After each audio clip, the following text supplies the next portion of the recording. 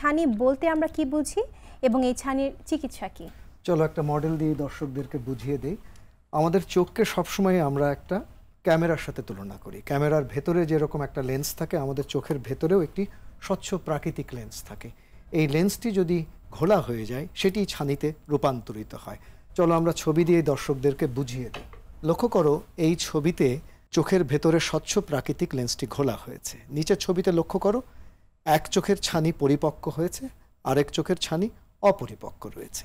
এর পরের ছবিতে আমরা দেখব যে চোখের ছানির একমাত্র চিকিৎসা হচ্ছে চোখের ঘোলা লেন্সটিকে অপসারণ করে চোখের ভেতরে একটি কৃত্রিম লেন্স বসিয়ে দেয়া। ধন্যবাদ স্যার। কি কি ধরনের ছানি অপারেশন আসলে রয়েছে? চলো ছবি দিয়ে বুঝিয়ে দেই। এক্সট্রা ক্যাপসুলার ক্যাটারাক্ট সার্জারি বা ইসিসি, আমি যখন ট্রেনি ছিলাম তখন এই পদ্ধতিতেই আমাকে শিখতে হয়েছিল। সেখানে প্রায় 10 থেকে 12 মিলিমিটার জায়গা কাটতে হয়, 7 থেকে 10টি সেলাই দেবার প্রয়োজন হয়। এর পরের ছবিতে আমরা দেখব যে স্মল ইনসিশন ক্যাটারাক্ট সার্জারি, যেটা তুমি এখন শিখছো। সেখানে 6 থেকে 8 মিলিমিটার জায়গা কাটতে হয়, ছানিটাকে আস্ত বের করে আনতে হয়। এর পরের ছবিতে আমরা দেখব এই দুই পদ্ধতিতে ছানিটাকে যেহেতু আস্ত বের করে আনতে হয়, এই পদ্ধতিতে চোখে ইনজেকশন লাগে, ব্যান্ডেজ দিতে হয়, অপারেশনের পরে কালো চশমা পড়তে হয়। এর পরের ছবিতে আমরা দেখব যে ছানি অপারেশনে সবচেয়ে আলোড়ন সৃষ্টি করেছে, একটা নবদিগন্তের সৃষ্টি করেছে যে প্রযুক্তি, তার নাম হলো ফ্যাকো এমালসিফিকেশন বা ফ্যাকো সার্জারি। ছবিতে লক্ষ্য করো, বাম দিকে centurion vision system with Ozil টর্শনাল technology from Alcon USA, এবং ডান দিকে লক্ষ্য করো white star I signature ellipse from Johnson and Johnson USA. এই ওয়ার্ল্ডের সবচেয়ে বেস্ট যে দুটো মেশিন, সেটা আমরা আমাদের হসপিটালে ব্যবহার করছি। এখানে কি করা হয়?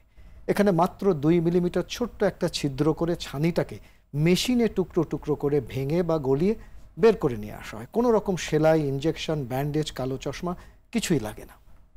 ধন্যবাদ স্যার। আপনি বলছিলেন লেন্স বসানোর কথা। এই লেন্সের পাওয়ার সঠিকভাবে নির্ণয় করা আসলে কতটা জরুরি? ভীষণ জরুরি।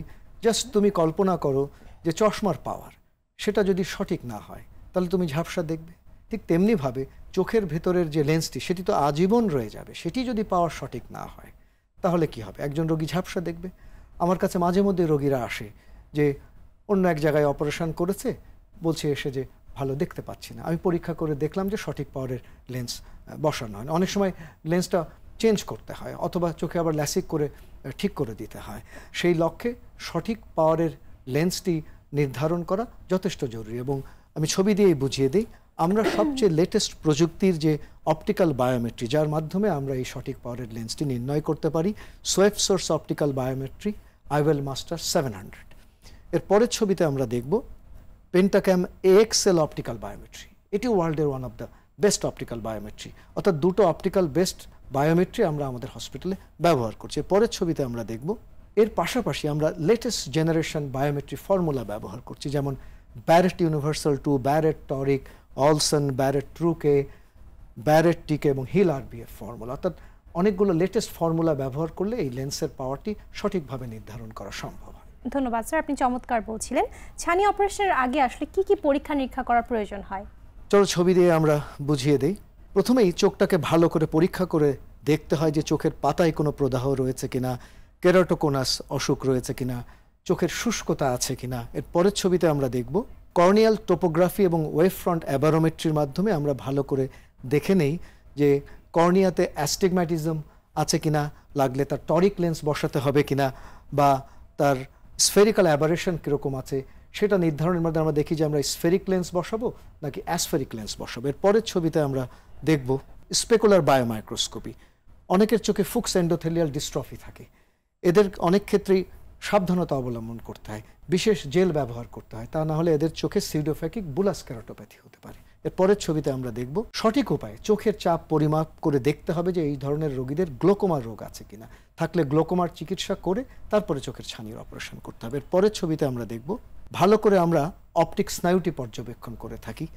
এর পরের ছবিতে আমরা দেখব প্রয়োজনে আমরা হামফ্রে ভিজুয়াল ফিল্ড অ্যানালাইজারের মাধ্যমে দৃষ্টির পরিসীমা বিশ্লেষণ করি গ্লোকোমা রোগীদের ক্ষেত্রে। এর পরের ছবিতে আমরা দেখব অপটিক নার্ভেট এবং রেটিনাল নার্ভ ফাইবার লেয়ারের স্ক্যানিং বা OCT আমরা করে থাকি।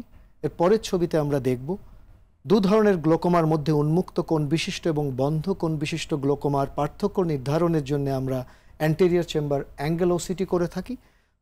এর পরের ছবিতে আমরা দেখব ইউবিএম প্রযুক্তির মাধ্যমে আমরা ওপেন অ্যাঙ্গেল এবং ক্লোজড অ্যাঙ্গেল গ্লোকোমার মধ্যে পার্থক্য নির্ধারণ করে থাকি। চোখ ডাইলেট করে ভালো করে রেটিনাটা দেখা দরকার, যে চোখের ভেতরে এজ রিলেটেড ম্যাকুলার ডিজেনারেশন, তুমি জানো উন্নত বিশ্বে অন্ধত্বের যেটা প্রধানতম কারণ সেটি আছে কিনা।